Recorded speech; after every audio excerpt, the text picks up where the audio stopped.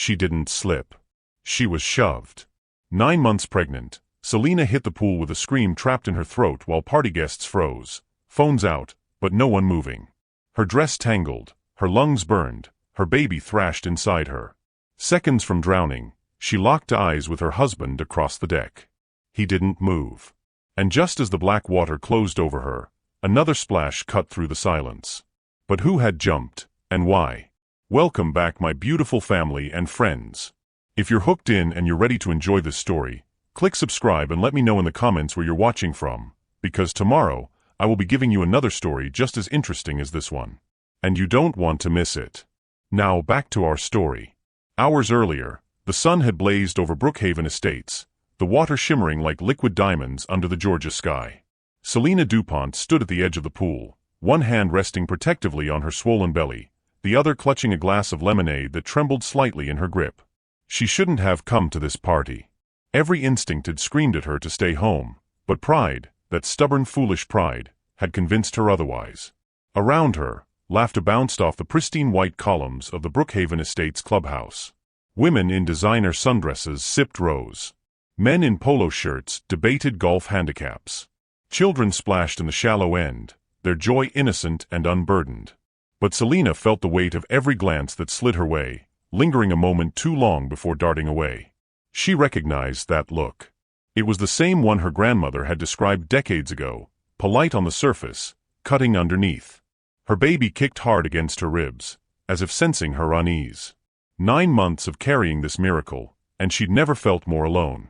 Her husband, Trevor, stood across the pool deck, his back to her, deep in conversation with people who'd never invited her into their circle. His laughter carried across the water, carefree and oblivious. Or was it willfully blind? Then Selena saw her. Vanessa Harding moved through the crowd like a shark cutting through shallow water, blonde, rail-thin, wearing a white bikini that matched the fury in her ice-blue eyes. She'd been Trevor's paralegal for 3 years. His confidant. His excuse for late nights at the office. And now, as Selena's stomach twisted with the knowledge she tried so hard to deny, his mistress. The air thickened. Sound seemed to muffle, as if someone had turned down the volume on the entire world. Vanessa's lips curved into something that wasn't quite a smile as she approached. Other guests seemed to sense the shift. Conversations faltered, heads turned, phones subtly angled to capture whatever was about to unfold. "Selena," Vanessa said, her voice honey-sweet and venomous all at once. "You look absolutely radiant. Pregnancy really does give you that glow." Selena's fingers tightened around her glass. "Vanessa, I didn't expect to see you here." "Oh, didn't Trevor tell you? We're all just one big happy family in Brookhaven." Vanessa stepped closer, invading Selena's space with practiced ease. "Though I suppose some families are happier than others." The baby kicked again. Harder this time. Selena's breath caught as a contraction, the 4th one in the past hour, rippled across her abdomen. "Not now. Please, not now. You should sit down," Vanessa continued, her eyes glittering with something dark and hungry. "You look a little unsteady." That's when Selena noticed Trevor watching them. Their eyes met across the pool deck, and what she saw there, guilt, fear, maybe even regret, confirmed everything. He knew. He'd always known. And he'd brought her here anyway, to this beautiful, terrible place, where the woman carrying his secret stood face to face with the woman carrying his child. Vanessa's hand moved so fast, Selena barely registered it. One moment she was standing on solid ground, the next she felt pressure against her shoulders, firm, deliberate, merciless. The world tilted. Her glass shattered on the concrete. And then there was nothing but the weightless, terrifying sensation of falling backward into the deep end. The water swallowed her whole. It was colder than she expected, shocking against her overheated skin. Her sundress billowed around her like a parachute, then became a trap, tangling around her legs. She kicked instinctively, but her pregnant belly threw off her balance. Which way was up? The chlorinated water burned her eyes. Her lungs screamed for air. Above the surface, she could see distorted shapes, people standing, watching, some with phones raised. Recording. Always recording. But no one is moving. No one jumped in. No one came to save her. Her baby thrashed inside her, panicked by the sudden chaos. A new contraction seized her, stealing what little breath she had left. Dark spots danced at the edges of her vision. This couldn't be how it ended. Not here. Not like this. Not because of jealousy and cruelty and a man who'd promised to love her until death do them part. Then, another splash. Louder. More forceful.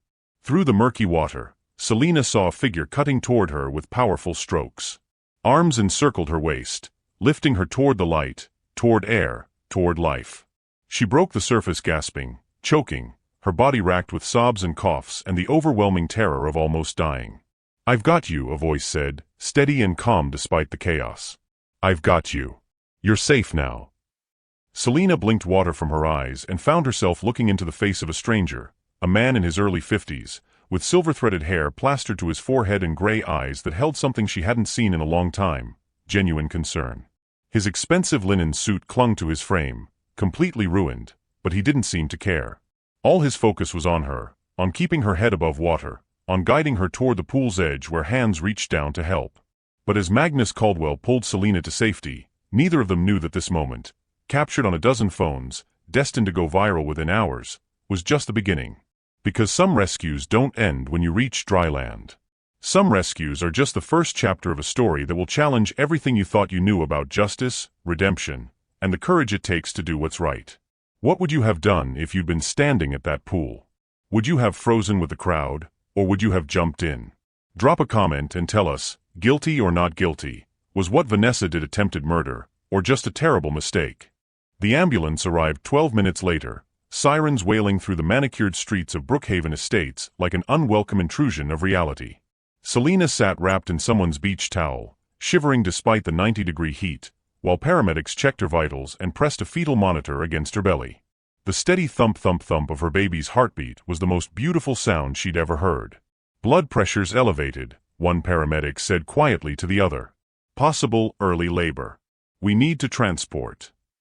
Magnus Caldwell stood a few feet away, his ruined suit dripping onto the concrete, fielding questions from Brookhaven's head of security while keeping one eye on Selina. He'd refused the dry clothes someone offered, waving them off with a distracted gesture. Something about this woman, her quiet dignity even in the midst of trauma, had struck a chord deep in his chest. "Sir, can you walk us through what you saw?" the security guard asked, pen poised over his clipboard. Magnus' jaw tightened. What he'd seen was a deliberate act of violence disguised as an accident. What he'd seen was a crowd of people more interested in their social media feeds than in saving a life. What he'd seen was a pregnant woman nearly died while her husband stood frozen 20 feet away. "I saw an assault," Magnus said flatly. "And I saw cowardice. You'll want to collect those phones. Every single person here was filming instead of helping." Across the pool deck, Vanessa Harding sat in a deck chair, arms crossed, her white bikini still pristine. She hadn't gotten wet. Hadn't offered an apology. Hadn't even approached Selina after Magnus pulled her from the water. Instead, she scrolled through her phone with studied indifference, occasionally glancing up to gauge the crowd's reaction. Trevor DuPont paced nearby, running his hands through his hair repeatedly, a gesture Selina recognized as his tell when he was calculating his next move. Even now, even after what had just happened, he was thinking about optics. About his reputation. About how to spin this. He hadn't asked if she was okay. Not once. "Ma'am, we really need to get you to the hospital," the lead paramedic said gently, crouching beside Selina. "Your contractions are 7 minutes apart. That baby might be coming sooner than expected." Selina's hand moved protectively to her belly. "My daughter," she whispered. "I've been calling her Grace." The paramedic smiled. "Then let's make sure Grace arrives safely. Can you walk to the ambulance, or should we bring the stretcher?" "I can walk." Selina started to stand, then swayed. Immediately, Magnus was there, offering his arm with quiet courtesy. "May I?" he asked. Up close, Selina could see the crow's feet at the corners of his eyes, the scar that cut through his left eyebrow, the calluses on his hands that spoke of work despite his obvious wealth. This wasn't a man who'd grown up with money. This was someone who'd earned every dollar and never forgotten where he came from. "Thank you," she managed. "You saved our lives." "Anyone would have done the same," Magnus replied, but they both knew it was a lie. No one else had moved. No one else had jumped. As they made their slow way toward the ambulance, Trevor finally approached, his face pale beneath his tan. "Selina, I'll ride with you." "No." The word came out stronger than Selina expected. She stopped walking, pulling her arm from Magnus' supportive grip to stand on her own. "No, Trevor. You don't get to ride with me. You don't get to pretend you care now.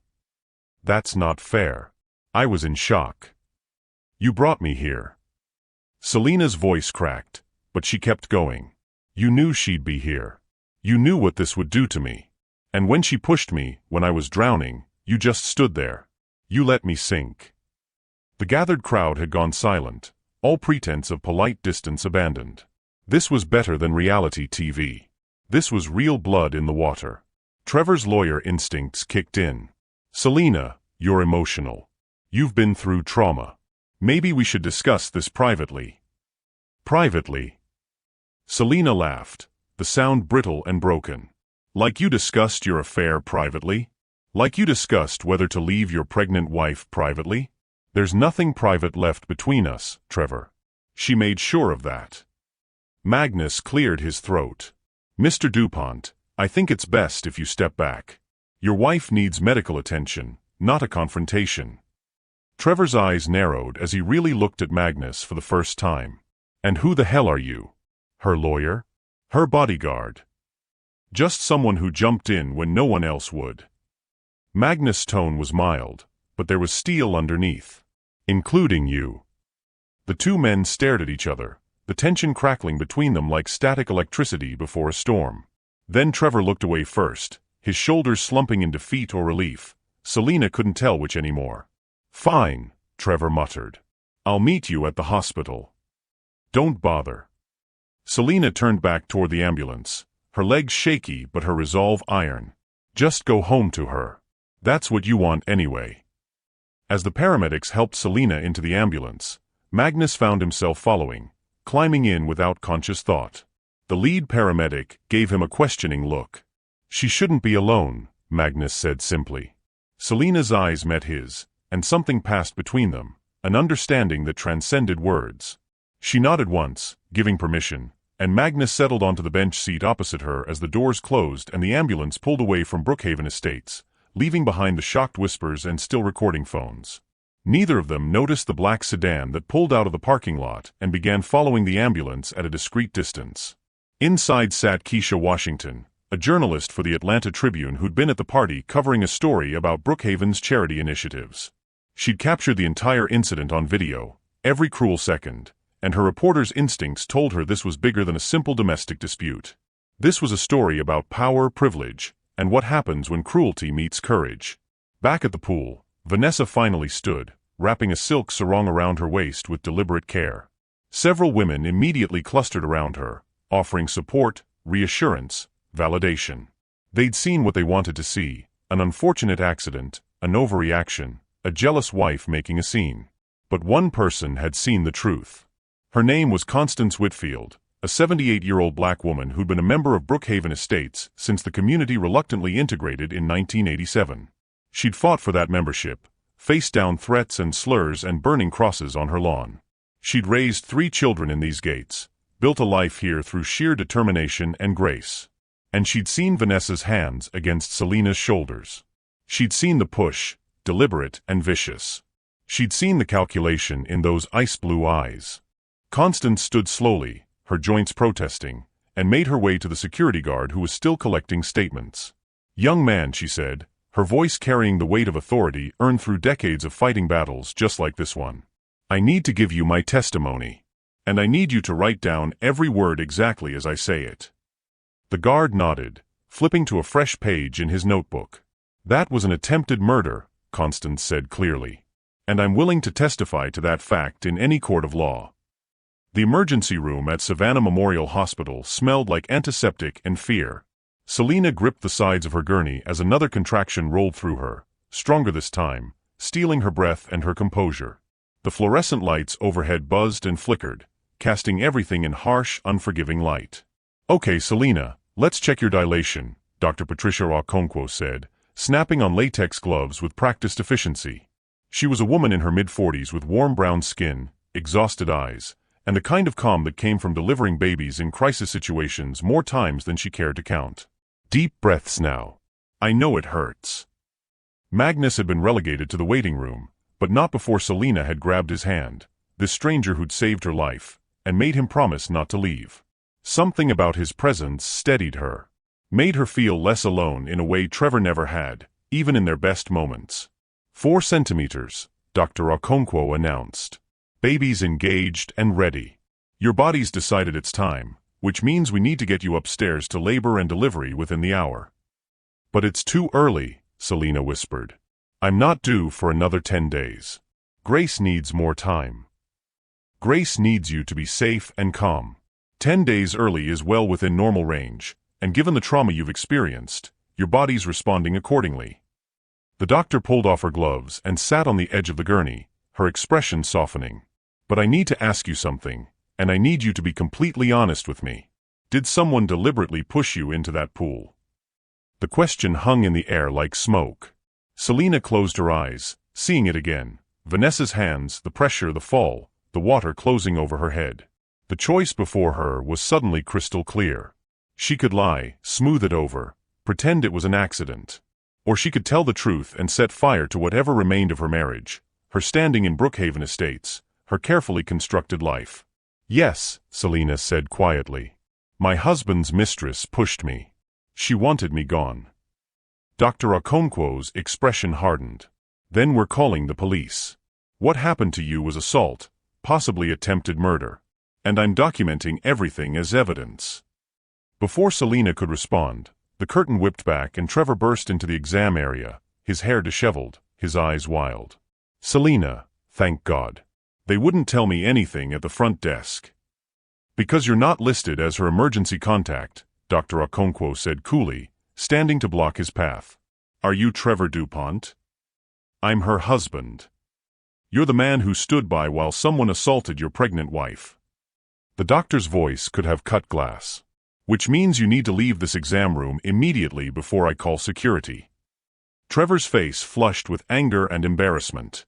You can't keep me from my wife. I can and I will. This patient has the right to refuse visitors, especially those who've demonstrated negligence or caused distress. Dr. Okonkwo pressed a button on the wall, and within seconds, 2 security guards appeared. Gentlemen, please escort Mr. DuPont to the waiting area. If he causes any further disruption, remove him from the premises entirely.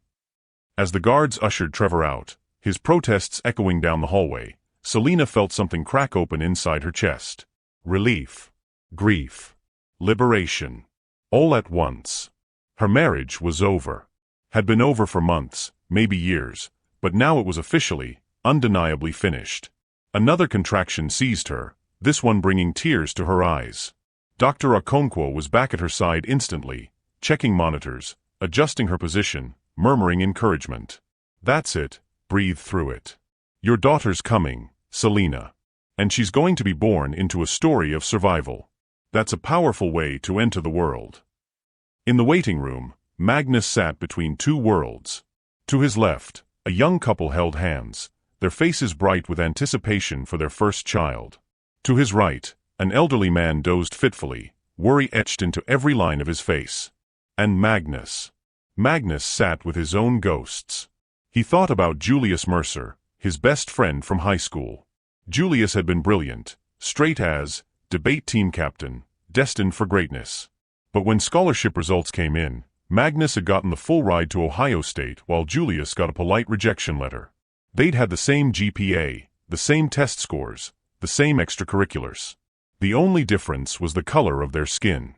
Magnus had taken the scholarship, had gone to college, built his fortune, lived the American dream. And Julius?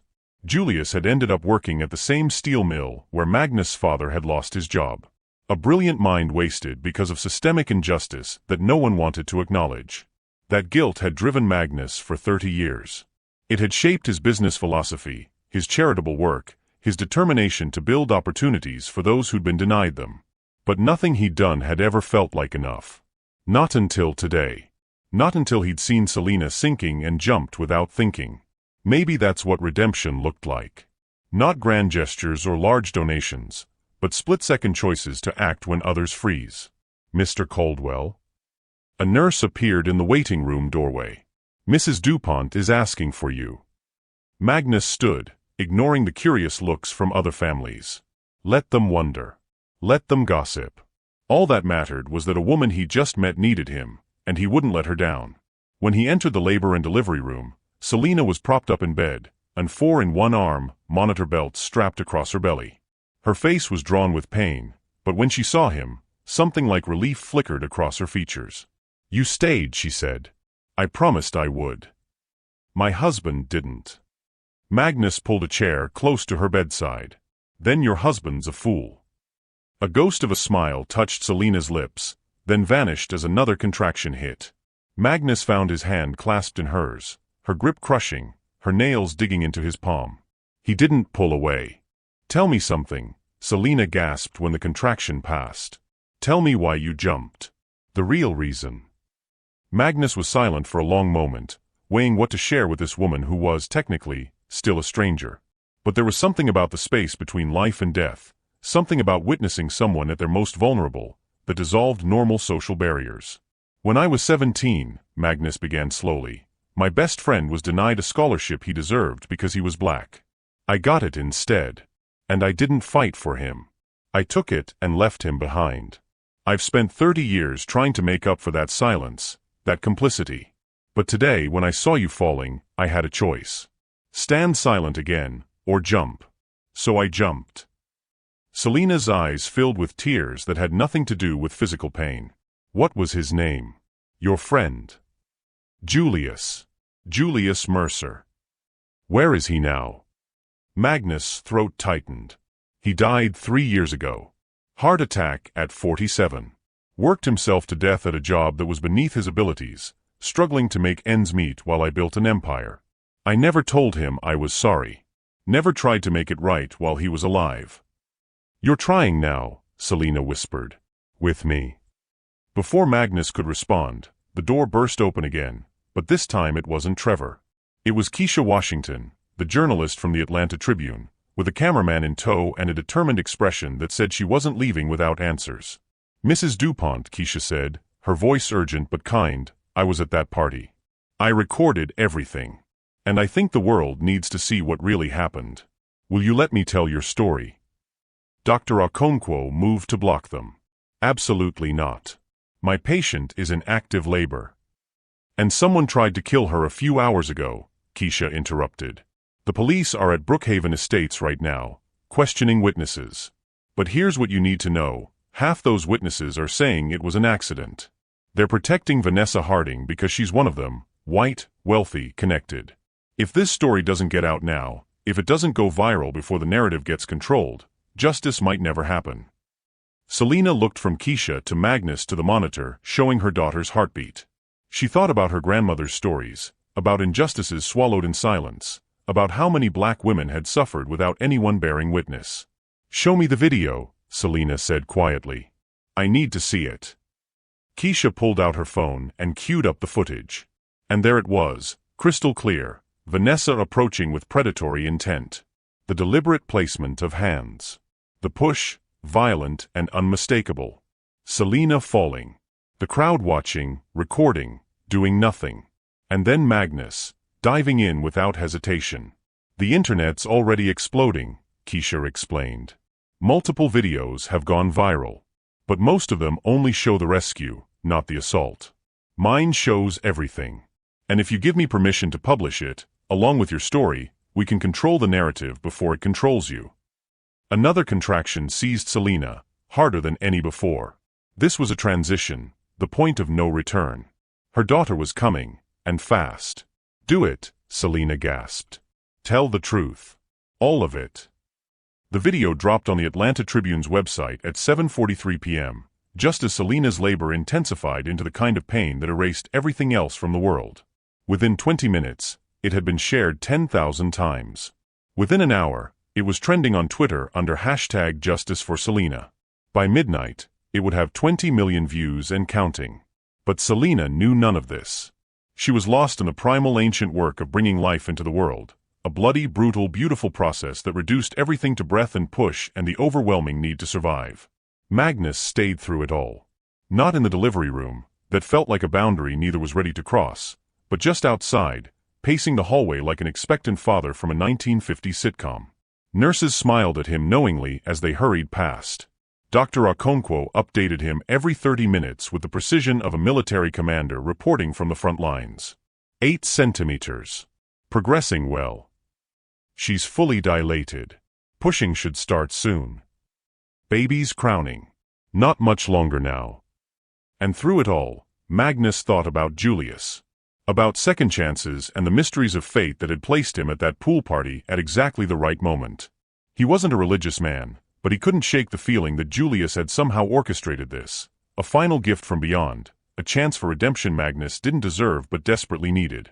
Down the hall in the labor room, Selina pushed through pain that seemed to split her open from the inside out. Dr. Okonkwo's voice guided her through each contraction, steady and sure. That's it, Selina. You're doing beautifully. One more big push and we'll have her. I can't, Selina sobbed. It's too much. I can't. Yes, you can. You survived drowning today. You survived betrayal. You've survived everything life has thrown at you. This baby? She's already a fighter because she's yours. Now show her how strong her mother is. Push. Selina bore down with everything she had, every ounce of strength she'd been saving for this moment. Every bit of rage at Trevor and Vanessa and a world that had tried to crush her, every spark of hope that maybe, just maybe, her daughter would grow up in a better world than she'd known. And then, a cry. High and indignant and absolutely perfect. She's here. Dr. Okonkwo laughed, lifting a squalling, wrinkled, blood-streaked miracle into view. Selina, meet your daughter. Grace DuPont, born at 9:17 p.m., 7 pounds, 3 ounces of pure determination.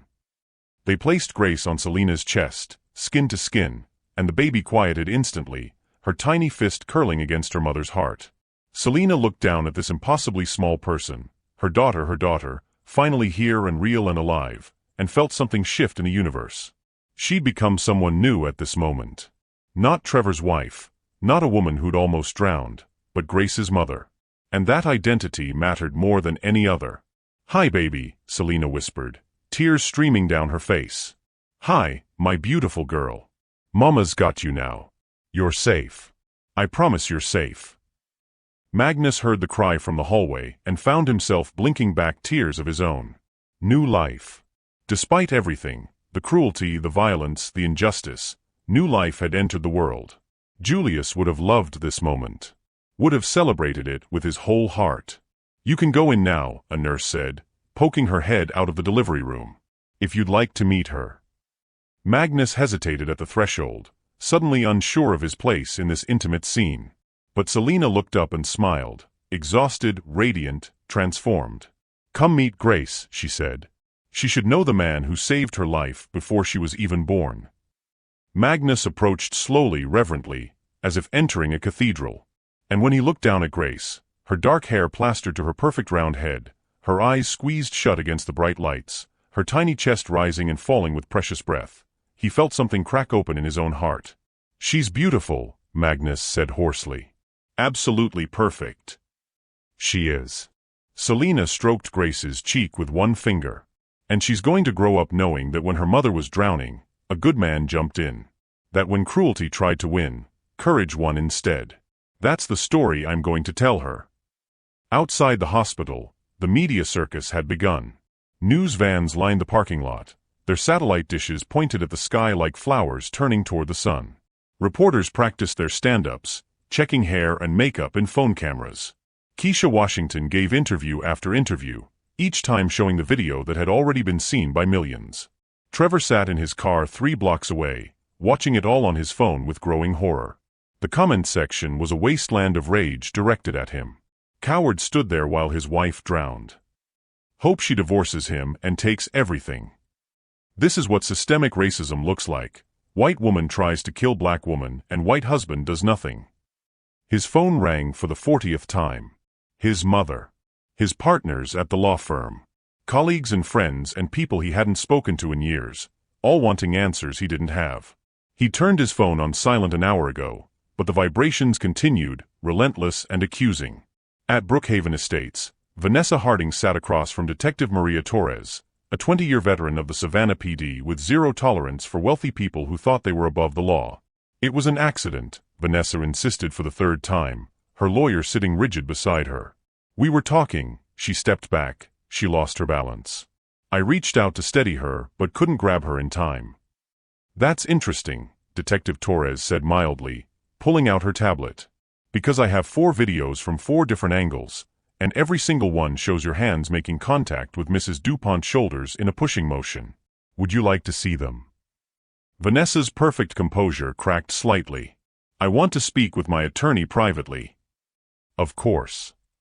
Detective Torres stood, gathering her files with deliberate care. But here's what you should know, that woman you pushed? She's become a symbol.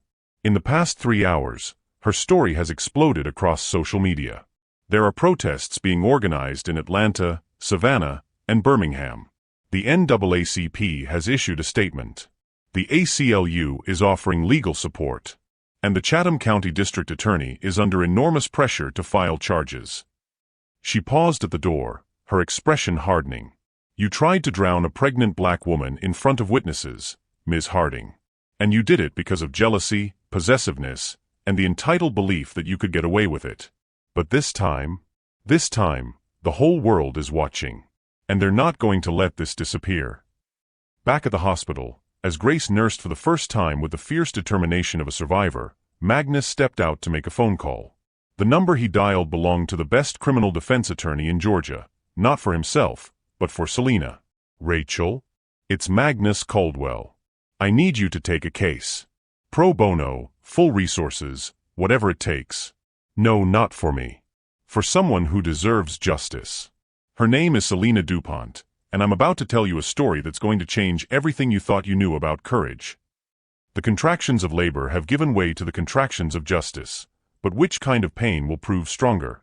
Comment below, do you think Vanessa will face real consequences, or will wealth and privilege protect her one more time? And what do you think Magnus' next move should be, stay involved or step back? 3 days after Grace's birth, Selena sat in her hospital room sorting through the wreckage of her life on a laptop Magnus had quietly arranged for her. The screen glowed with an endless scroll of headlines, each one more surreal than the last. Brookhaven pool assault sparks national conversation on privilege and violence. Billionaire Magnus Caldwell becomes unlikely hero in viral rescue video.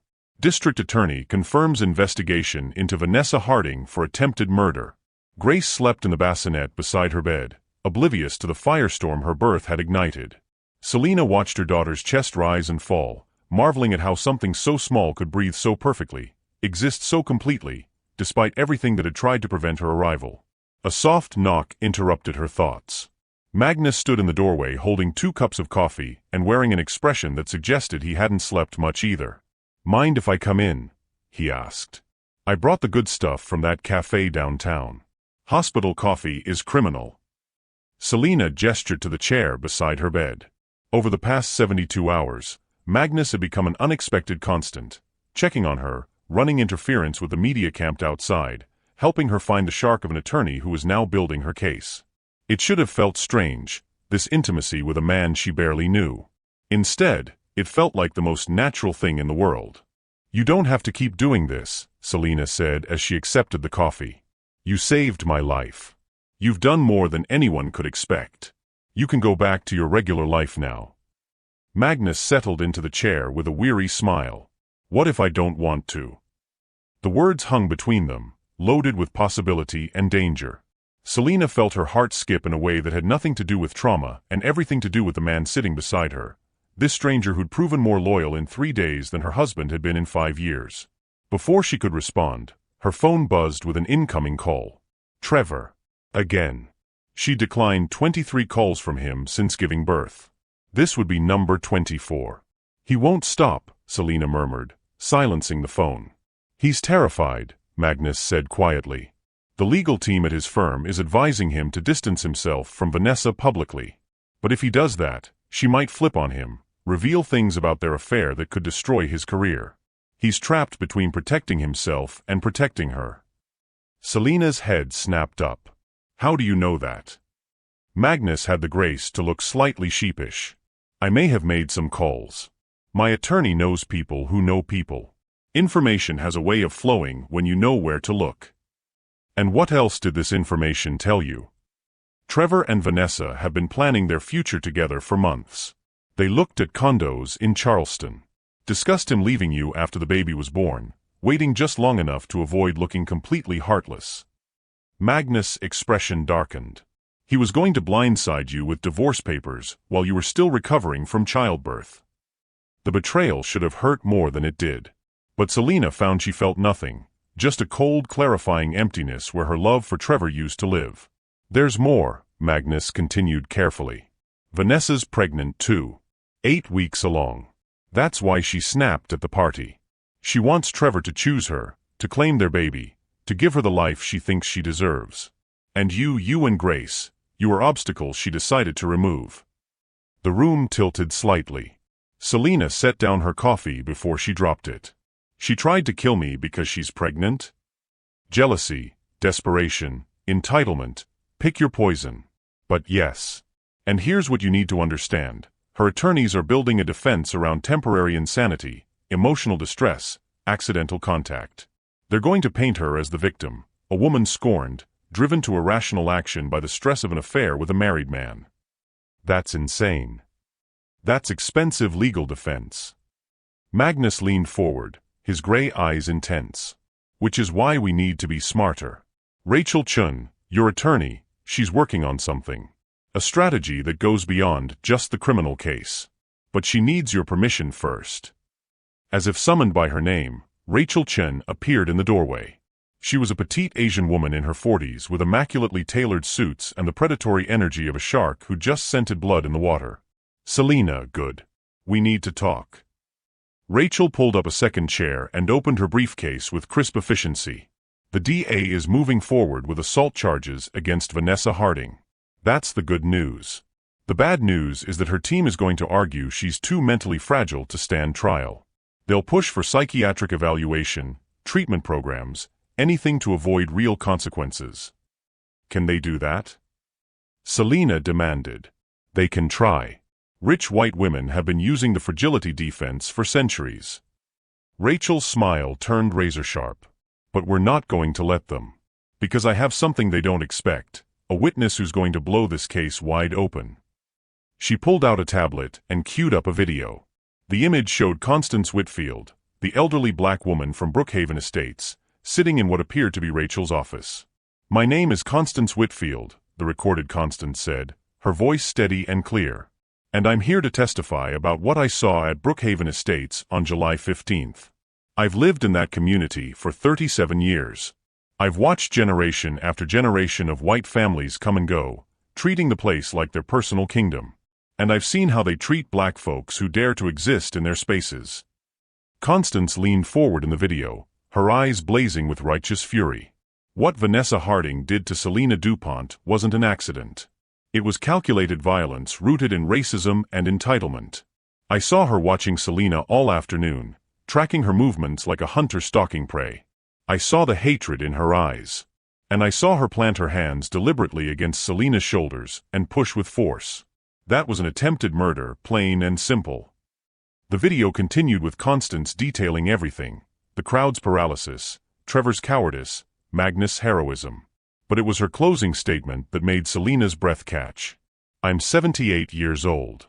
I marched with Dr. King in Birmingham. I integrated schools in Mississippi. I've been called every slur imaginable and survived threats most people can't imagine. And I'm telling you now, what happened to Selina is the same hatred that's always existed, just wearing designer clothes and living behind gates. If we don't stand up now, if we let this woman walk away unpunished, we're telling every black woman in America that her life doesn't matter. And I won't do that. Not while I still have breath in my body. Rachel paused the video. Constance is willing to testify in court. She's credible, sympathetic, and she has nothing to lose. But that's not all. She pulled out another document. Magnus, you've been funding the investigation privately, correct? Magnus nodded. Whatever resources you need. Good. Because my investigators found something interesting. Vanessa Harding has a history. 2 restraining orders were filed against her by ex-boyfriends in Virginia before she moved to Georgia. Both cited stalking behavior, property destruction, and threats. One of them required hospitalization after she allegedly pushed him down a flight of stairs. Selina's coffee went cold in her hands. So she's done this before? The charges were dropped, generous financial settlements with NDAs attached. But the medical records exist. The police reports exist. And we can use them to establish a pattern of violent behavior. Rachel's smile was triumphant. Vanessa's attorneys want to paint her as a fragile woman who made one terrible mistake. We're going to show the jury exactly who she really is, a repeat offender who uses violence to eliminate obstacles. Grace stirred in her bassinet, making small mewling sounds that tugged at Selina's heart. She lifted her daughter carefully, cradling her against her chest, feeling the precious weight of this life she'd almost lost. "What do you need from me?" Selina asked quietly. "Everything," Rachel said. "Your truth, unfiltered. We're going to give an exclusive interview, you, Magnus, and Constance together, that tells the complete story. Not just the assault, but the context. The affair, the betrayal, the systemic issues that allowed this to happen. We're going to turn this into more than just a criminal case. We're going to make it a referendum on accountability." Magnus shifted uncomfortably. "I'm not sure I should be part of that narrative. This is Selina's story, not mine." "You're the hero who jumped in when everyone else froze," Rachel countered. "You're a wealthy white man using your privilege to support a black woman seeking justice. That contrast is powerful, Magnus. It shows that accountability isn't about race, it's about character."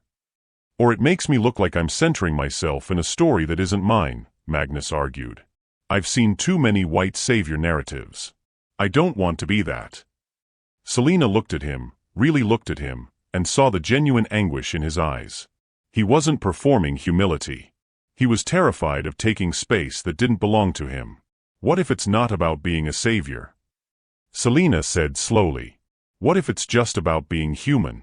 You didn't jump in to save the black woman and make a statement. You jumped in to save a person who was drowning.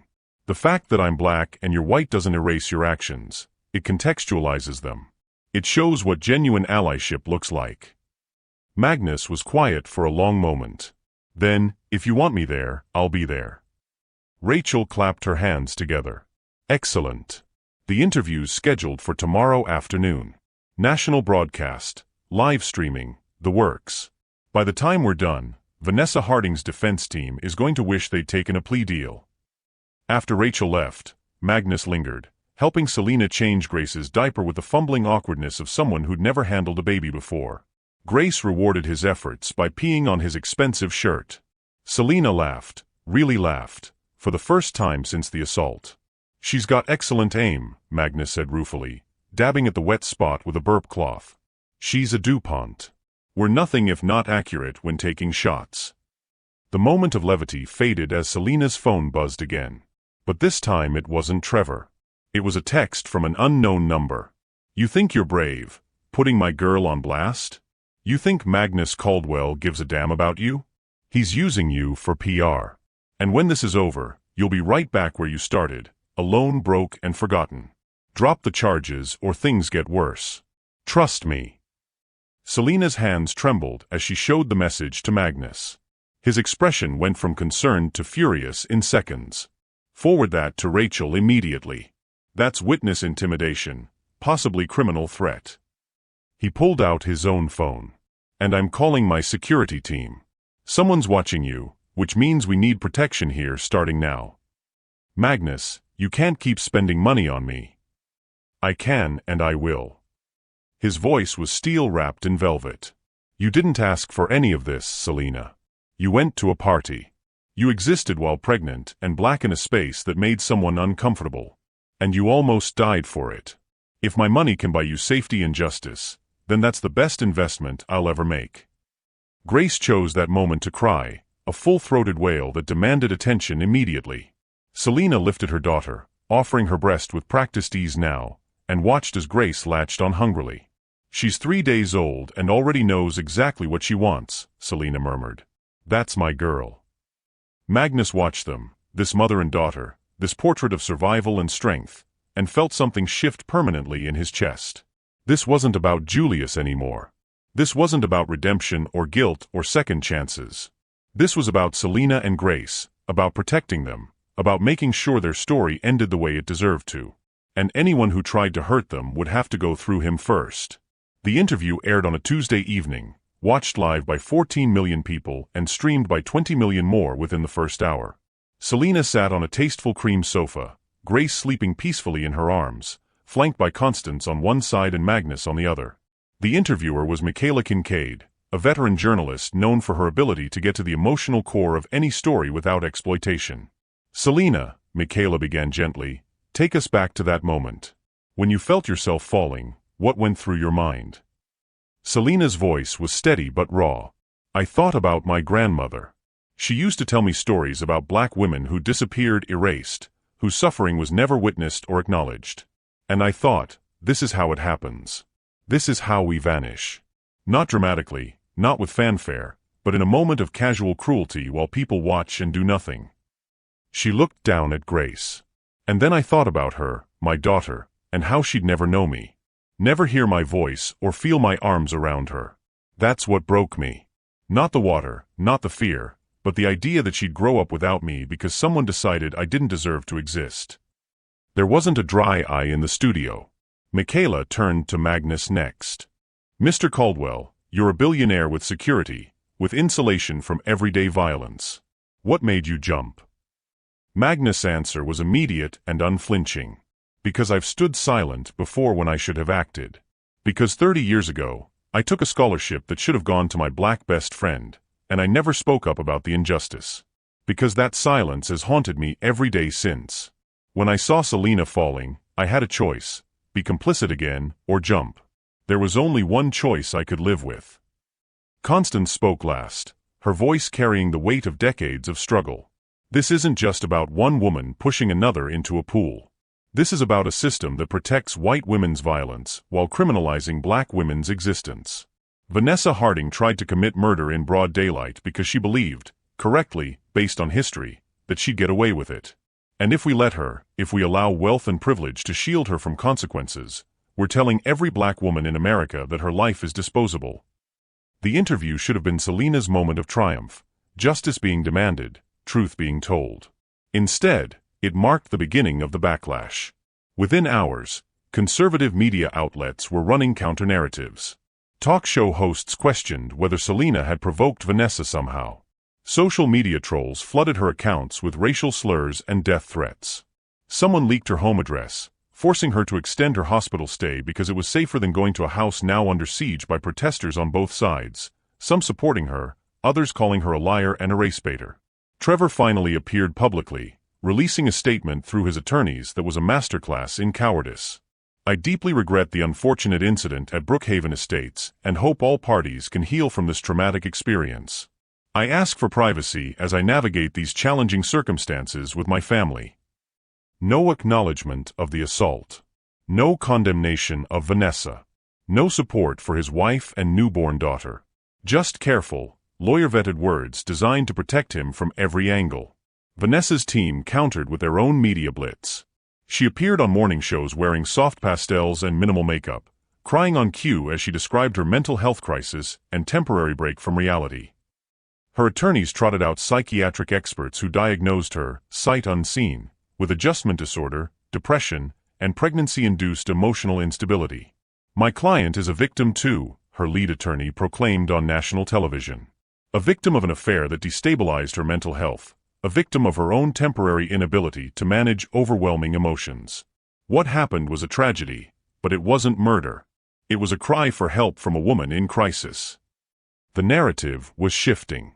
Slowly, insidiously, the public conversation moved from attempted murder to mental health awareness. Think pieces appeared questioning whether we as a society were too quick to judge women's emotional reactions. Support groups for women in affairs started defending Vanessa online. And then the DA's office delivered the devastating news. They were reducing the charges from attempted murder to simple assault. Maximum sentence, 1 year, likely probation. Rachel Chen stormed into Selina's hospital room with fury radiating from every pore. They caved. The DA got pressure from Brookhaven residents, from Vanessa's family's political connections, from everyone with money and influence. They're offering her a plea deal, 6 months suspended sentence, mandatory therapy, and a public apology. No. Selina's voice was flat. Absolutely not. Selina, I know this isn't what we wanted. She tried to kill me. Selina's composure finally cracked. She pushed me into that pool knowing I was 9 months pregnant, knowing I could die, knowing my baby could die, and she's going to get therapy? That's the consequence? 6 months of talking about her feelings. Grace wailed, responding to her mother's distress. Selina pulled her daughter close, rocking her frantically, tears streaming down her face. I'm sorry, Rachel said quietly. I'm so damn sorry. But without a cooperative DA, our options are limited. We can fight this in civil court, sue for damages, emotional distress, attempted wrongful death. We can make sure she pays financially even if the criminal system fails you. Money doesn't bring justice. No, Magnus said from the doorway, where he'd been standing unnoticed. But power does. And I have an idea. He stepped into the room fully, and Selina saw something fierce and determined in his expression that hadn't been there before. Vanessa Harding tried to drown you because she thought she was untouchable. The DA reduced charges because they think she's too connected to punish properly. The system is designed to protect people like her. Magnus pulled up a chair, his voice dropping to a deadly serious tone. So we stop playing by the system's rules. We take this directly to the people. What does that mean? Rachel asked cautiously. It means we launch a campaign. Not just media coverage, but organized action. Protests at the courthouse demanding justice. Economic boycotts of businesses that support Vanessa or her family. Pressure campaigns targeting every politician and official who's trying to sweep this under the rug. Magnus' eyes blazed. It means we make this so big, so loud, so unavoidable that they have no choice but to do the right thing. That could take months, Selina whispered. Cost millions. I have months. I have millions. What I don't have is a clear conscience if I let this go. Magnus reached out, then hesitated, not sure if touch was welcome. Selina grabbed his hand without thinking, holding tight. Why are you doing this? She asked. Really? It's more than Julius now. It's more than redemption. So why? Magnus met her eyes, and the truth that passed between them was too big for words. It was a connection forged in crisis. It was the recognition of kindred spirits. It was the beginning of something neither had permission to feel yet, but that existed nonetheless. Because you matter, Magnus said simply. Because grace matters.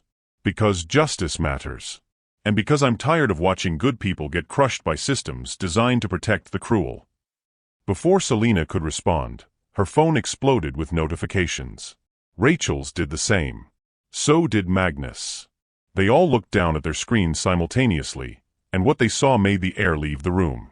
Someone had leaked Selina's medical records, detailed information about her pregnancy, her health history, private examinations. And worse, someone had photoshopped images of her with inflammatory captions, accusing her of faking the assault, of using her pregnancy as a weapon, of deliberately provoking Vanessa for financial gain. The smear campaign had begun in earnest. This is illegal, Rachel breathed. HIPAA violations, defamation, harassment. This is war, Magnus corrected grimly. And Vanessa's team just made their first major tactical error. Because every one of these actions is traceable, prosecutable, and documentable. They're so confident in their invincibility that they're leaving evidence everywhere. He stood, already dialing his phone. I'm calling my cybersecurity team. We're going to trace every leak, every photoshopped image, every threatening message. And we're going to build a case so airtight that not even the best attorney's money can buy will be able to save her. Selina watched him stride from the room, barking orders into his phone, mobilizing resources most people couldn't imagine having access to. And she realized with stark clarity that she'd crossed a line. This wasn't just about justice anymore. This was about power, who had it, who wielded it, and what they were willing to do with it. Selina, Rachel said carefully, once we start this, there's no going back. This becomes your life, Court dates, media scrutiny, constant battle. Grace grows up with cameras in her face and her mother's assault replayed on endless loops. Is that what you want? Selena looked down at her daughter, sleeping peacefully despite the chaos swirling around them. Grace was 3 days old, and already she was at the center of a firestorm. Already she was a symbol of survival, of innocence caught in adult cruelty. I want her to grow up in a world where attempted murder has consequences, Selena said quietly. I want her to know that her mother fought, that she didn't accept injustice just because fighting was hard. I want her to see that sometimes the right thing is the hardest thing, but you do it anyway. She looked up at Rachel, her jaw set with determination that went bone deep. So yes, we fight. However long it takes, whatever it costs, we fight. Because if not for me, then for every woman who comes after me. For every black woman who's been pushed down, pushed aside, pushed under, and told to be grateful she survived. Rachel nodded slowly. Then we fight. And I promise you, Selena, we're going to win. But as Selena held Grace close and watched the sun set through the hospital window, painting the sky in shades of blood orange and deepening purple, she couldn't shake the feeling that the hardest part was still ahead. Somewhere across town, Vanessa Harding sat in her attorney's office, watching the same sunset, and smiled. She had no idea that Magnus Caldwell's investigators had just traced the medical record leak directly to her personal computer. The war was about to turn. The evidence arrived on Rachel Chen's desk at 3 a.m. on a Thursday morning, delivered by Magnus' cybersecurity team in a sealed envelope that felt like holding dynamite. By dawn, she'd read every page 3 times, barely believing what she was seeing. Vanessa Harding hadn't just leaked Selena's medical records, she'd orchestrated an entire digital harassment campaign. IP addresses traced back to her home. Metadata on the photoshopped images showed they'd been created on her personal laptop. Text messages recovered from her phone revealed conversations with friends, strategizing how to destroy that woman's credibility and make her wish she'd never opened her mouth. But it was the video that changed everything. Vanessa had been recording herself. Personal vlogs, never uploaded, stored on a private cloud drive that Magnus' team had accessed through legal channels after obtaining warrants. And in one video, filmed 2 days after the assault, Vanessa sat in her bedroom and said the words that would end her defense. I don't regret it. I saw her standing there, all smug with her belly, acting like she'd won some prize. And I wanted her gone. I wanted her erased. So I pushed her, and I'd do it again if it meant Trevor would finally choose me. She laughed on the video, actually laughed, then leaned closer to the camera. Everyone's calling it assault, attempted murder, blah blah. But it was just evening on the playing field. She had his baby, his last name, his house. All I did was try to take back what should have been mine from the beginning. Rachel played the video for Selena in her hospital room, where she'd been staying for security reasons despite being medically cleared to leave. Grace nursed contentedly, oblivious to the bombshell being dropped. That's a confession, Selena breathed. She admitted it. Premeditation, intent, everything. Not just admitted, celebrated it, Rachel said, her smile predatory. The DA is going to have a very difficult time justifying reduced charges when we present this. And Vanessa's attorneys? They're going to scramble to explain why their mentally unstable, emotionally fragile client was lucid enough to film herself gloating about attempted murder. Magnus entered the room carrying breakfast from the cafe that had become his regular stop. Over the past week, he'd essentially moved his operations to the hospital, working from the visitor's lounge, taking calls in the parking lot, sleeping in his car when Selena insisted he needed rest. The boundaries between stranger and friend had blurred into something neither of them had names for yet. The video's been submitted to the DA, Magnus reported, along with all the evidence of the harassment campaign. They're calling an emergency meeting this afternoon to reconsider charges. And Selena prompted. And the DA is terrified. Because we've also filed complaints with the medical board about the records leak, with the Bar Association about Vanessa's attorney's conduct, and with federal authorities about cyber harassment. This isn't just about the assault anymore. It's about a pattern of criminal behavior that can't be explained away by temporary mental instability. Rachel stood, gathering her files. I need to prepare for this afternoon. Selena, you should get some rest. This is about to get very intense, very quickly. After she left, Selena and Magnus sat in comfortable silence. Grace had fallen asleep mid-feeding, milk-drunk and peaceful. Selina transferred her carefully to the bassinet, then turned to find Magnus watching her with an expression she couldn't quite read. "What?"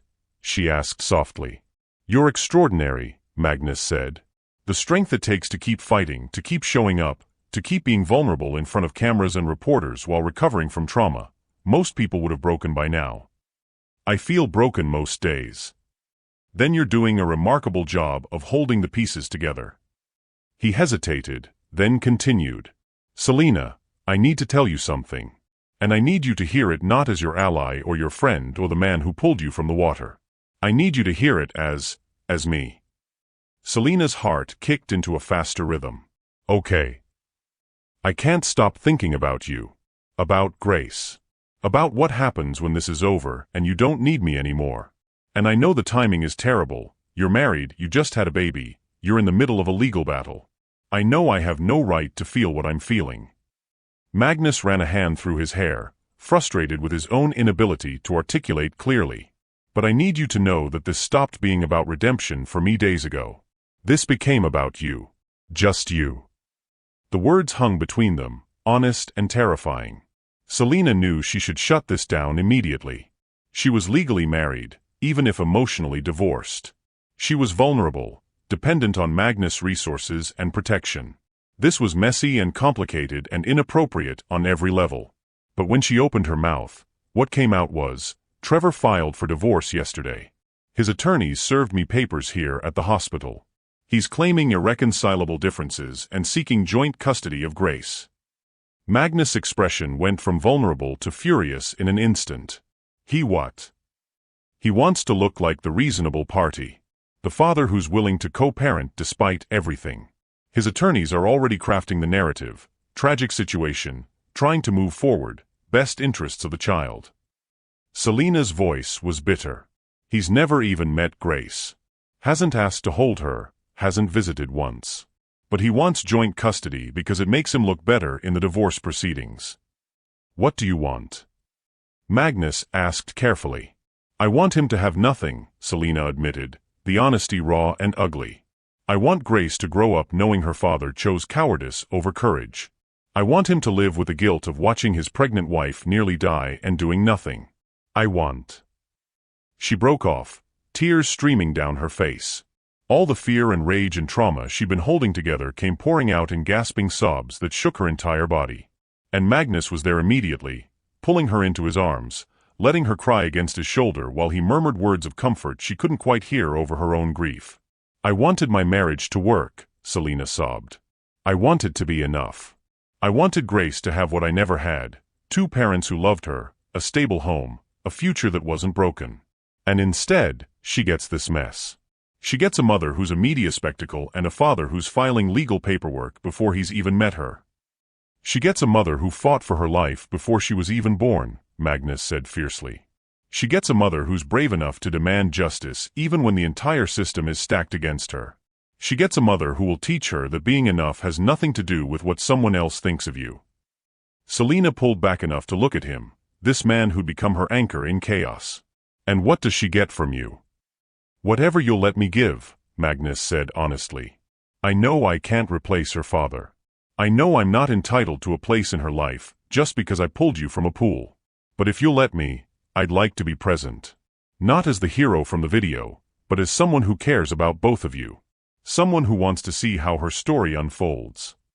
Before Selina could respond, before she could parse her own feelings about this declaration, her phone buzzed with a call from Rachel. "They're refiling charges," Rachel said without preamble, her voice vibrating with triumph. "Attempted murder, witness intimidation, cyber harassment, and unlawful disclosure of medical information." The DA caved completely. "Vanessa Harding is being arrested as we speak." Selina's hand flew to her mouth. "They're arresting her?" "Without bail. The judge reviewed the evidence and deemed her a flight risk and a danger to you. She's going to jail, Selina. Right now. Today." Magnus watched Selina's face cycle through shock, relief, and something that looked like grief. Because this was victory, but it didn't feel triumphant. It felt like the end of one battle and the beginning of a longer war. What happens now? Selena asked Rachel. Now? Now we prepare for trial. And we make sure that when it's over, justice isn't just served, it's undeniable. The trial began on a crisp October morning, 4 months after Grace's dramatic entrance into the world. The courthouse steps were packed with protesters on both sides, some holding signs demanding justice for Selena, others claiming Vanessa was being persecuted. Media vans lined the street like mechanical vultures, waiting to feast on whatever drama unfolded. Inside courtroom 4B, Selena sat at the prosecutor's table with Rachel beside her, Grace asleep in a carrier strapped to her chest. The judge had allowed it after much debate, deciding that separating a nursing mother from her infant was unnecessarily cruel. Vanessa's attorneys had objected strenuously, claiming it was a sympathy ploy. The judge had reminded them that their client had tried to kill this baby before she was born, so perhaps they should sit down and be quiet. Vanessa Harding entered in handcuffs, wearing a conservative navy dress and minimal makeup. 4 months in jail awaiting trial had hollowed her cheeks and dimmed her confidence. She looked nothing like the smug woman who'd filmed herself gloating about assault. She looked instead like someone who'd finally realized the consequences of her actions. Magnus sat 3 rows back, present every day of the trial as a silent pillar of support. He and Selena hadn't defined what existed between them. How could they, with everything else happening? But he brought her coffee every morning, held Grace when Selena needed to testify, and sat through hours of legal proceedings without complaint. His presence had become as essential as breathing. The prosecution's case was devastating in its simplicity. They presented the videos from multiple angles, showing clearly that Vanessa's hands made deliberate contact with Selena's shoulders. They called witnesses who testified about Vanessa's stalking behavior in the weeks before the assault, her increasingly unhinged social media posts about Trevor and Selena, her obsession with claiming what she saw as rightfully hers. They played Constance Whitfield's testimony, which left jurors visibly emotional. And then they played Vanessa's own video, her confession, her celebration, her complete lack of remorse captured in her own words. I wanted her gone.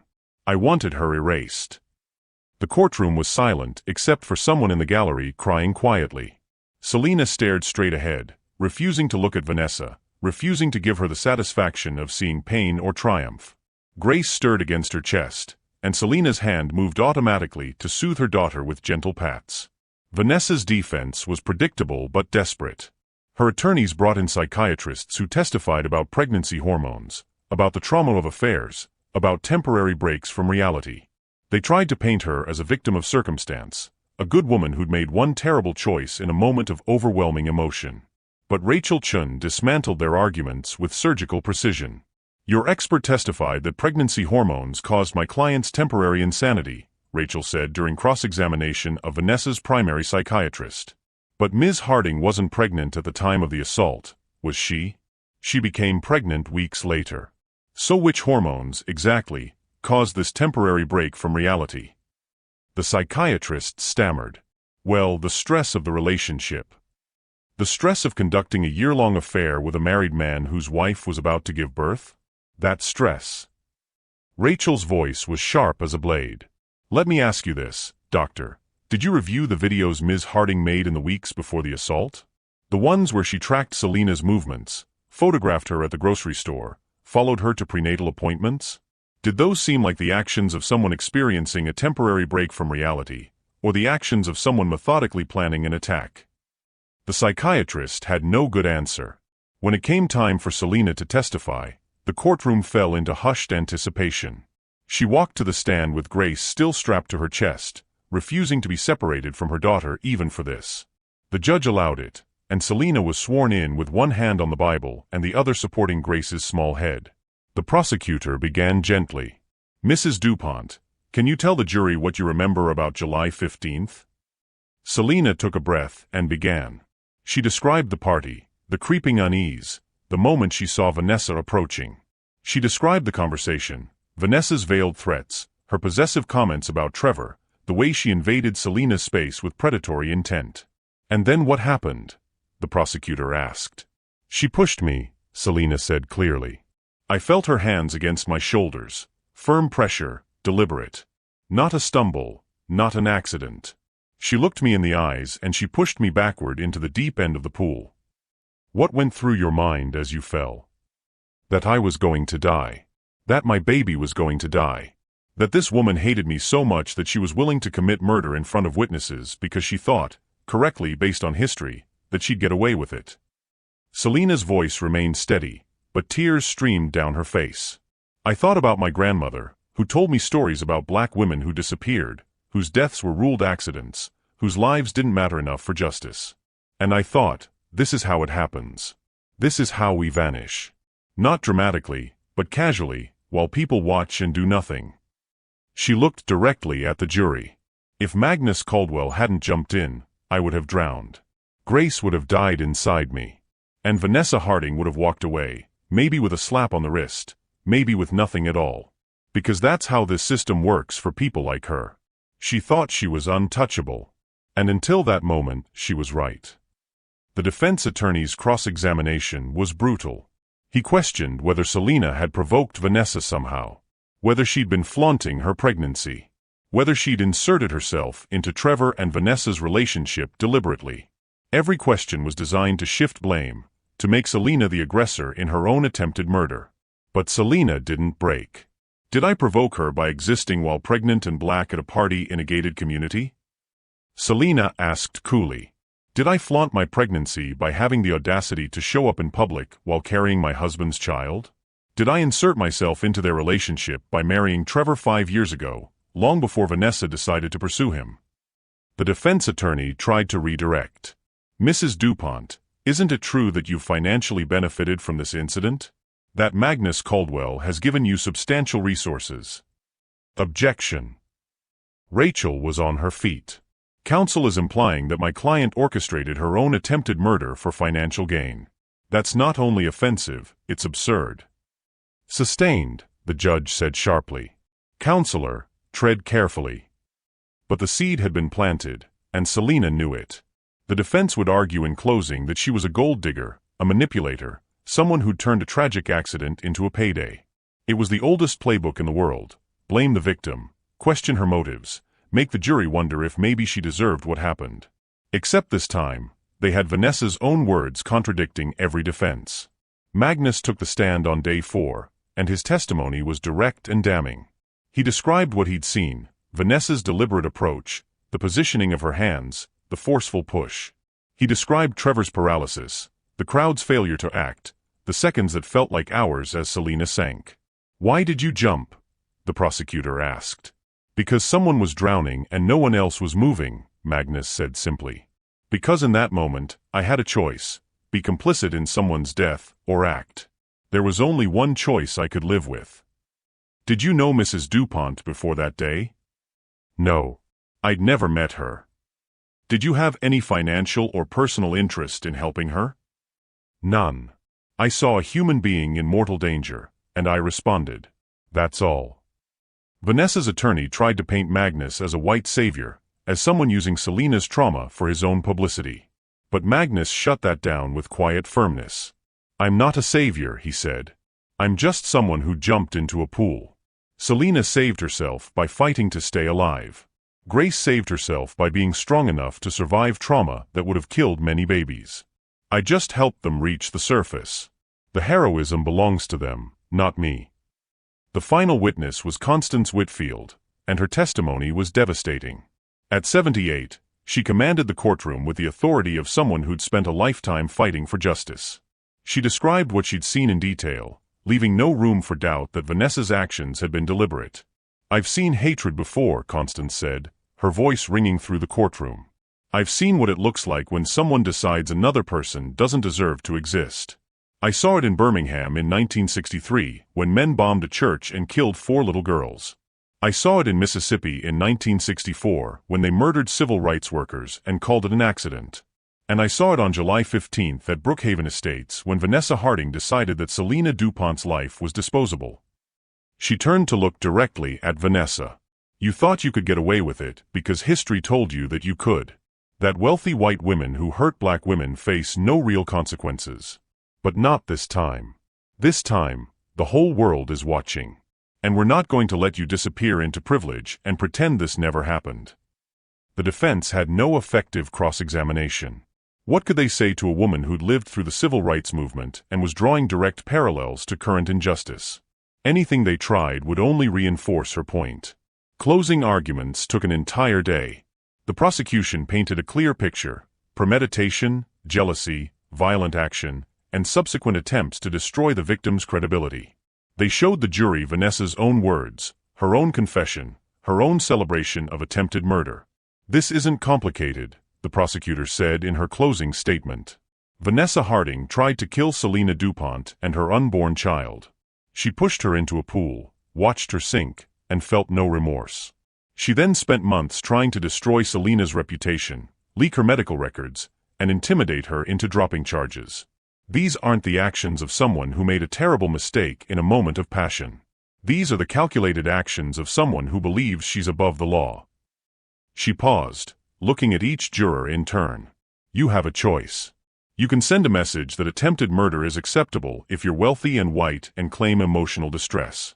Or you can send a message that every life has value, that justice applies equally, and that no one, no matter how privileged, is above accountability. Choose wisely. Because the world is watching, and your verdict will echo far beyond this courtroom." The defense's closing argument focused on mental health, on the tragedy of two families destroyed by infidelity, on how Vanessa herself was a victim of circumstance. But their words rang hollow against the weight of evidence. The jury deliberated for 3 days. 3 days during which Selena barely slept, barely ate, paced her apartment, a secure location Magnus had arranged, while Grace fussed and fed and grew. Magnus stayed close, working remotely, making sure Selena wasn't alone with her thoughts. On the 3rd day, word came: the jury had reached a verdict. The courtroom was packed beyond capacity, with overflow crowds watching on screens in adjacent rooms. Selena sat with Rachel on one side and Magnus on the other, Grace asleep against her chest, blissfully unaware that her mother's attempted murderer was about to learn her fate. The jury foreman stood, and the judge asked the question that would determine everything: "On the count of attempted murder, how do you find?" "We find the defendant guilty." The courtroom exploded. Gasps, cries, cheers, protests. The judge banged her gavel repeatedly, calling for order. Vanessa collapsed in her chair, her face crumbling. Her attorneys immediately began whispering about appeals. But the jury wasn't finished. "On the count of witness intimidation, how do you find?" "Guilty." "On the count of cyber harassment?" "Guilty." "On the count of unlawful disclosure of medical information?" "Guilty." For guilty verdicts on 4 serious charges. Vanessa Harding would be going to prison, real prison, not a minimum security resort for wealthy offenders. The judge set sentencing for 2 weeks out, but indicated that given the severity and premeditation, she was considering the maximum penalties. Selena sat frozen, unable to process what had just happened. Justice. Real, actual justice. Not the watered-down version that usually came with wealth and privilege, but accountability that meant something. Magnus' hand found hers under the table, squeezing gently. She squeezed back, holding on like he was the only thing keeping her tethered to reality. Outside the courthouse, the scene was chaotic. Protesters chanted. Reporters shouted questions. Selena stood at the top of the steps with Grace in her arms, Magnus and Rachel flanking her, and addressed the cameras that had been following her story for 4 months. "Today, justice was served," Selena said, her voice carrying across the crowd. "Not because I'm special, not because my story is unique, but because enough people refused to look away. Because Magnus Caldwell jumped when others froze. Because Constance Whitfield testified when silence would have been easier. Because Rachel Chun fought when the system tried to offer me scraps. Because ordinary people saw injustice and demanded better." She looked down at Grace, who was awake now, her dark eyes wide and curious. "My daughter will grow up knowing that her life mattered enough for people to fight for it. She'll know that when hatred tried to erase her before she was even born, courage said no. And she'll know that justice, real justice, is possible when we refuse to accept anything less." Selena paused, her next words careful and deliberate. "But this verdict isn't the end. It's the beginning of a larger conversation about who gets protected by our systems and who gets sacrificed. About how many black women have drowned, literally and figuratively, while people stood by and did nothing. About how we build a future where my daughter doesn't have to fight the same battles I fought, that my grandmother fought, that generations of women before us fought." She looked directly into the cameras. So to everyone watching, don't let this moment fade. Don't let this become just another viral video that we forget next week. Remember Vanessa Harding's name, remember what she tried to do, and remember that she only faced consequences because we demanded them. And then ask yourself, how many other women didn't get justice because no one demanded it for them? The questions came fast after that, but Rachel stepped forward to handle the media circus. Magnus guided Selena to a waiting car, and they drove away from the courthouse in silence, both overwhelmed by what they'd just witnessed. "It's over," Selena whispered. "The criminal trial is over," Magnus corrected gently. "But there's still sentencing, still the civil suit, still." "No, I mean the worst part is over. Not knowing if anyone would believe me. The fear that privilege would win again. That's over." She looked at him, really looked at him, and felt something crack open in her chest. "Thank you. For everything. For jumping, for staying, for fighting alongside me even when you didn't have to." "Selena," Magnus started, but she cut him off with a kiss. It was brief, tentative, weighted with 4 months of unspoken feelings and impossible circumstances. When she pulled back, Magnus looked stunned. "I'm sorry," Selena said immediately. "That was inappropriate. You've done so much for me and I shouldn't complicate things." "Don't apologize," Magnus said, his voice rough with emotion. "Please don't apologize for being the first good thing that's happened to me in 30 years. They stared at each other in the back of the car, Grace between them, the weight of everything that had brought them to this moment pressing down like gravity. "I don't know how to do this," Selena admitted. "I don't know how to navigate feelings for you while I'm still legally married, still traumatized, still figuring out how to be a single mother. I don't know how to separate what you've done for me from who you are to me." "Then we take it slow," Magnus said. "We take it one day at a time. No expectations, no pressure. Just, let's see where this goes when the crisis is over and we're just two people learning each other." Selena nodded, relief flooding through her. One day at a time. Grace chose that moment to demand attention with a lusty cry, and they both laughed, the first genuine, unburdened laughter either had experienced in months. Whatever came next, whatever complications arose, they would face them together. 2 weeks later, Vanessa Harding was sentenced to 15 years in prison with the possibility of parole after 10. The judge was unsparing in her remarks. "You attempted to commit murder out of jealousy and entitlement. You then spent months trying to destroy your victim's life when she had the audacity to seek justice.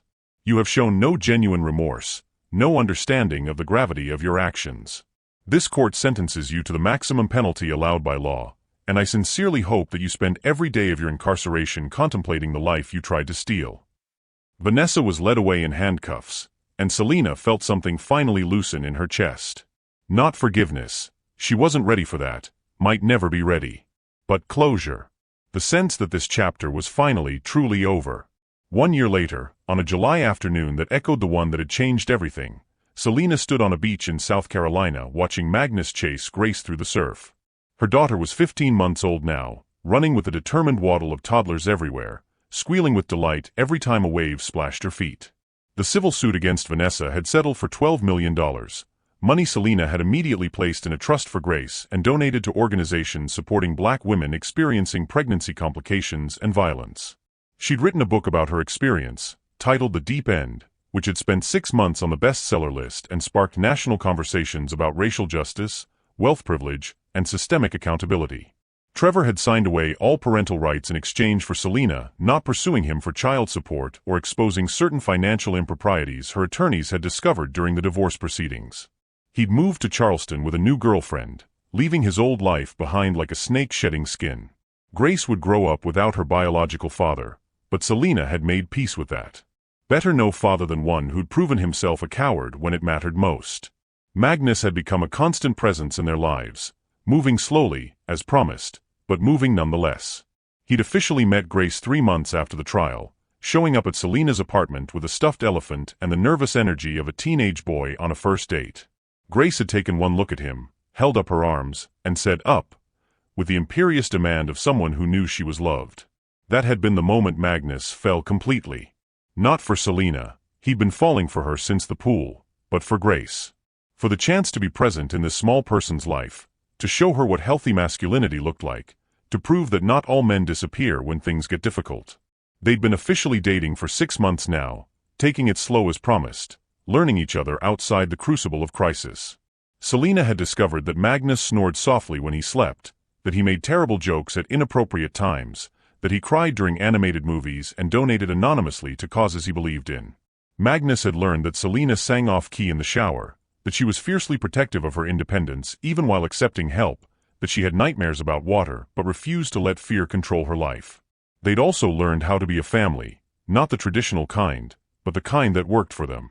Magnus had his own place, his own life, but he showed up for dinner 3 nights a week. He babysat when Selina had speaking engagements. He attended Grace's pediatrician appointments and knew her favorite songs. He didn't try to replace her father. He simply existed as Magnus, and that was enough. "Mama, look." Grace called from the water, pointing at a seagull diving for fish. "Bird." "I see it, baby." Selina called back, smiling at how her daughter found wonder in everything. Magnus jogged back to where Selina sat on a beach blanket, collapsing beside her with exaggerated exhaustion. "Your daughter has unlimited energy. I'm 53 years old and she's wearing me out." "She's your daughter too," Selina said without thinking, then froze.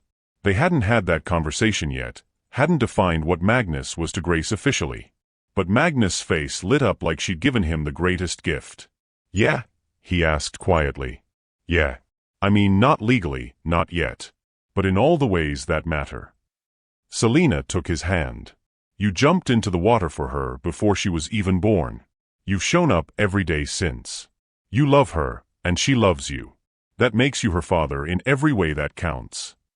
Magnus' eyes filled with tears he didn't try to hide. "I'd like to make it legal. Someday, when you're ready, I'd like to adopt her properly. Give her my name if she wants it, or hyphenate, or whatever she chooses when she's old enough to decide. But I want her to know that she's mine, and I'm hers, and that's not going to change." "And us?" Selina asked. "Where does that leave us?" Magnus turned to face her fully, both hands capturing hers. "I love you, Selina DuPont. I think I've loved you since you grabbed my hand in the ambulance and trusted me not to let go. I know we started in a crisis. I know our foundation is unconventional. I know there are people who'll always see our relationship through the lens of that viral video. But I don't care. I want to build a life with you. I want to watch Grace grow up. I want to be there for the good days and the hard days and all the ordinary days in between." He pulled a small velvet box from his pocket, and Selina's breath caught. "This isn't a proposal," Magnus clarified quickly. "Not yet. Your divorce has only been final for 3 months, and I know you need time to figure out who you are as a single woman before you become someone's fiancée again. But I want you to have this." He opened the box to reveal a simple silver pendant, a wave curling into itself, forever caught in the moment before breaking. "To remind you that you survived the water," Magnus said softly. "That you're stronger than anything that tried to break you. And that I'm here, whenever you're ready for whatever comes next." Selina took the necklace with trembling hands, and Magnus fastened it around her neck. The pendant settled just above her heart, and she touched it with reverent fingers. "Ask me again in a year," Selina said. "About the proposal. Because I have a feeling my answer's going to be yes, but I need time to be sure that it's my heart saying yes and not my gratitude or my trauma or my fear of being alone." "A year," Magnus agreed. "I'll wait as long as you need." They sat together on the beach, watching Grace splash in the shallows while the sun painted the sky in shades of gold and amber. And Selina felt, for the first time since that terrible July day, genuinely at peace. Not because everything was perfect. Her nightmares still came sometimes. Her trust in people was fractured. Her relationship with wealth and privilege was complicated by how Magnus had used his to save her. But she was healing. Grace was thriving. Justice had been served. And the future stretched ahead of them, unknown and slightly terrifying, but full of possibility. "Tell me about Julius," Selina said quietly. "I want to know more about him." Magnus smiled, sad and fond. "He would have loved you. Would have called me an idiot for waiting a whole year to propose properly. Would have been Grace's favorite uncle, teaching her all the things I'd tell him not to." "What happened to him? Really?" Magnus was quiet for a long moment. He worked himself to death trying to prove his worth in a world that had already decided he didn't have any. He had a heart attack at his workstation in the steel mill. He was alone when he died. And I didn't find out until 3 days later because we'd lost touch after I went to college. I spent 30 years building an empire, and my best friend died alone in the place that had crushed his dreams. Is that why you jumped? Because you couldn't save him, so you saved me instead. Maybe at first, Magnus admitted. But you're not a replacement for Julius, Selina. You're your own person, your own miracle. Julius's death taught me what silence costs. You taught me what courage looks like. And Grace. He looked at the toddler dancing in the waves. Grace is teaching me that life keeps going, keeps creating beauty, even after loss. Selina leaned her head on Magnus' shoulder, and they sat in comfortable silence while Grace collected shells and seagulls called overhead. In the distance, someone was playing music from a radio, something upbeat and hopeful that drifted across the sand like a promise. We should go back eventually, Selina murmured. To Brookhaven Estates. Not to live, but to speak. Show them that we're still here, still standing, still fighting. You want to confront the community that let it happen? I want to show them that they didn't break me. That their silence didn't win. That Grace and I are living proof that justice is possible when enough people refuse to look away. Selina sat up, her expression determined. Constance asked me to speak at the community center next month. About my experience, about systemic change, about how we build a better future. I think I should do it. Then we'll be there, Magnus said simply. All 3 of us. 6 weeks later, Selina stood at a podium in the Brookhaven Estates Community Center, Grace on her hip, Magnus standing just off stage. The room was packed, some with supporters, some with skeptics, some with the same people who'd stood by and watched her nearly drown. Thank you for coming, Selina began. I know this is uncomfortable. I know some of you wish this had all just gone away quietly. That I'd taken a settlement, moved out of state, and let you return to your comfortable lives without confronting what happened here. She paused, looking out at the sea of faces. But I didn't do that. Because what happened to me wasn't an isolated incident. It was the culmination of decades of small cruelties, casual racism, and systemic failures that we've all been complicit in. Every time we see injustice and look away. Every time we prioritize comfort over courage. Every time we let privilege protect perpetrators while victims are silenced. Grace squirmed, and Selina adjusted her position, using her daughter's weight as a grounding force. I almost died on your pool deck while people filmed me on their phones. My daughter almost never took her first breath because someone decided my life was disposable. And the scariest part? That's not unique. That happens to Black women every single day in ways big and small. We're pushed into metaphorical pools constantly, excluded, diminished, endangered, and told to be grateful when we survive. She looked directly at several faces in the crowd, people she recognized from the party, people who'd stood silent while she sank. But here's what I want you to understand. I'm not telling you this to make you feel guilty. Guilt without action is useless. I'm telling you this to give you a choice. You can continue being part of the problem, silent witnesses who enable cruelty through inaction. Or you can become part of the solution. You can speak up when you see injustice. You can jump in when someone's drowning instead of filming it. You can use whatever privilege you have to protect those who are vulnerable. Magnus stepped forward, and Selina handed him the microphone. I'm Magnus Caldwell, he said, his voice steady. And I jumped into a pool one day because someone was drowning. That's it. That's the whole story. But somehow, that simple act of basic human decency became heroic because so few people were willing to do it. That should terrify all of us. He looked around the room. I'm not special. I'm just someone who decided that another person's life mattered more than my comfort, my clothes, my reputation. And if that's heroic, then we've set our standards embarrassingly low. We should all be jumping. Every single day. For every person who needs it. Constance Whitfield stood from the front row, her presence commanding immediate attention. Some of you know me. I've lived here since 1987, when this community didn't want me.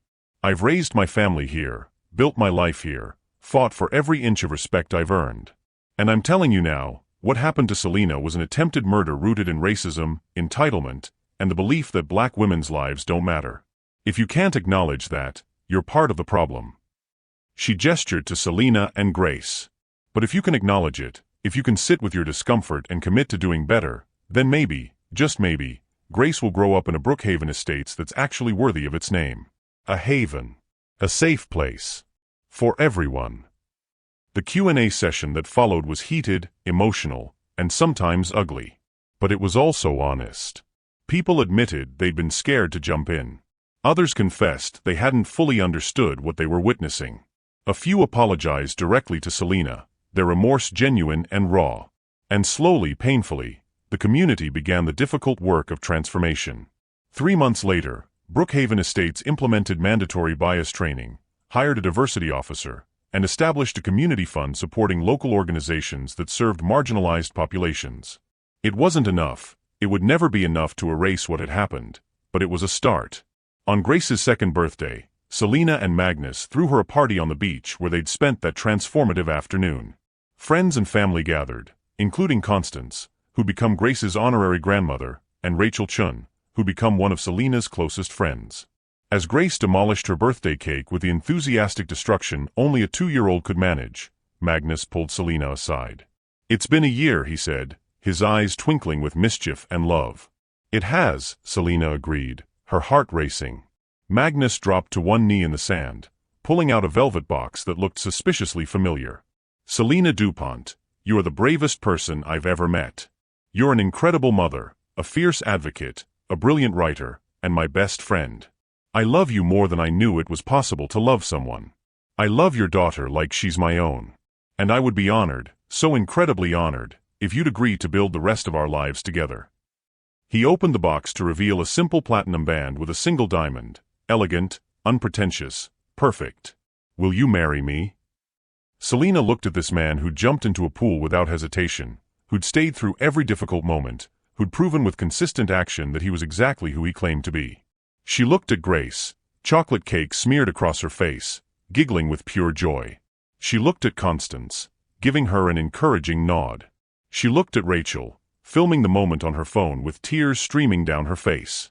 And she looked at herself, not the woman who'd almost drowned, not the victim, not the survivor, but Selina, whole, healed, and finally ready to choose love on her own terms. "Yes," she said, her voice clear and certain. "Yes, I'll marry you." Magnus slipped the ring on her finger, and they kissed while Grace cheered and their friends applauded. And as the sun set over the ocean, painting the sky in impossible shades of pink and orange, Selina felt the last piece of her trauma finally release its grip. She'd survived. Grace had survived. They demanded justice and received it. They'd found love in the aftermath of cruelty. And they were building a future that honored the past while refusing to be defined by it. That night, as Magnus tucked Grace into bed in Selina's apartment that would soon become their shared home, Selina stood on the balcony looking at the stars. She touched the wave pendant she still wore every day, feeling its smooth curves against her skin. "Thank you," she whispered, to Julius, to Constance, to everyone who'd fought alongside her, to Grace for being strong enough to survive, to Magnus for jumping, and to herself for refusing to stay under. Behind her, she heard Magnus' footsteps, felt his arms encircle her waist, felt his chin rest on her shoulder.